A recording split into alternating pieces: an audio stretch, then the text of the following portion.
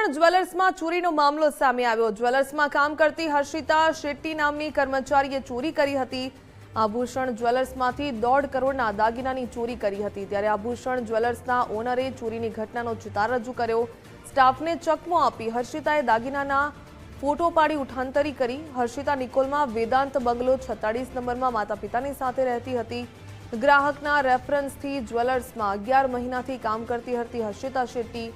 Marketing અને સેલ્સનું કામ કરતી હર્ષિતા શેટ્ટીએ વિશ્વાસઘાત કરી ચોરી કરી।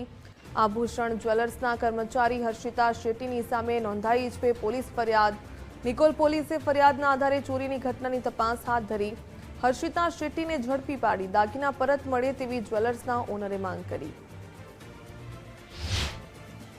11/5/2026 રોજ અમારા ત્યાં એક ચોરીની ઘટના બનેલી, જે અમારા કર્મચારી ફિમેલ કર્મચારીએ કરેલ છે। 11 તારીખના રોજ બપોરના અરસામાં 2 વાગ્યાના ટાઈમમાં હું જમવા ગયો હતો। જ્યારે હું જમીને આવ્યો એ અરસામાં આ ઘટના બનેલ હતી। હું જમીને આવ્યો ત્યારે અમારા સ્ટાફના કાનજીભાઈ એમને એક કસ્ટમરને લકી બતાવી હતી, એટલે એમને કહ્યું કે લકી મળતી નથી। મને કહ્યું, એમને સ્ટોક જોયો, એમાં પણ ઘણી બધી વસ્તુઓ મિસિંગ હતી।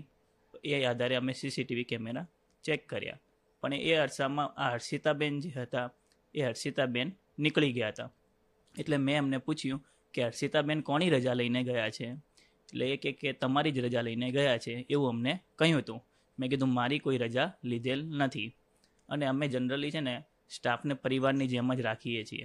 પછી અમે સીસીટીવી ફૂટેજ ચેક કર્યા તો એમાં અમને જાણવા મળ્યું કે બધી વસ્તુઓના ફોટા પાડવાના બહાને એ બધી વસ્તુઓ ચેક કરી રહ્યા હતા, અને જે પણ વસ્તુ વધારે વજનની હતી એ પોતાના ખીચામાં મૂકી રહ્યા હતા।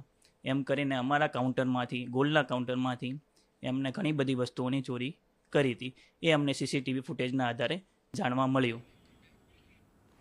અમદાવાદના